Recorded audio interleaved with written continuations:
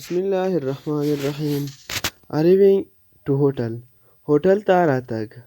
Where is the hotel manager? The hotel مدیر چیرته دی؟ He is in the office. That is the room on the right.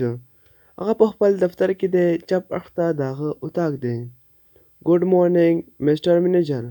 مدیر صاحب سهار په خیر. السلام علیکم Mr. Manager.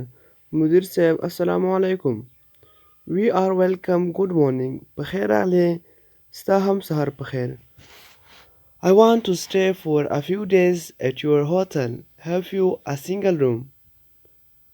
زه یو څو ورځې ستا په هوټل کې پاتې کېدل غواړم. آیا ستا په هوټل کې د یو کس اتاق شته؟ Yes, please go to room number 6. هو، شپږم اتاق ته راشه. Take the luggage of Mr. to room number 6.